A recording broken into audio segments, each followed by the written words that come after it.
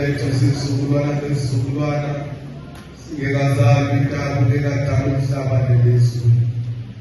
Unaphakade kube kunaphakade wena uThixo. Uyamkhumbulele entabalaleni umuntu uthi kuyelani ibonyana lentozi bakhe. Ubebusweni bakho iwaka leminyaka injengeminye yezolo xa igqithileyo. Nanjengomlilo ebusuku. Ebakhumbulisa abanjengomthungo kusoza banjengena ehlumayo. Kusasa yanyanyama ihlume ukudlwa yesikhulume. Ubaze ngitwa ngenqubo yakho siyawuqaqisa umkhosi wakho. Udlakalo zethu sibekile phambi kwakho izono zethu ezifihlakeleyo usibekile ukhanyile ngobuso bakho. Bayonke imihla yethu idlule emsindweni wakho siyaqeda iminyaka yethu njengembali. Imihla yeminyaka yethu iminyaka emashumi asithethe naxa yethi ngenxa yokumelele kube yiminyaka emashumi asibhozo.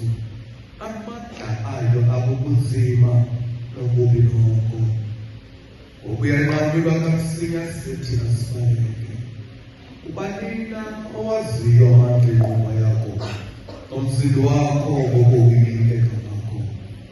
Sasisubalula imihla yethu kuze sizuze inhliziyo yokuleyo. Uya Yehova kodwa kube kangakanani na zobe nosisiphi esicela zakho. Sikholise kusasa ngobubele bakho ize sicobe sivuye yonke imihla yethu. Sivuyise njengokubihla owasibandazela ngayo. Ngokweminyaka esabe sibona ukubikayo. Babonakala izenzo zakho ezicateni zakho nokungcwalisa bakho kubanabanzi.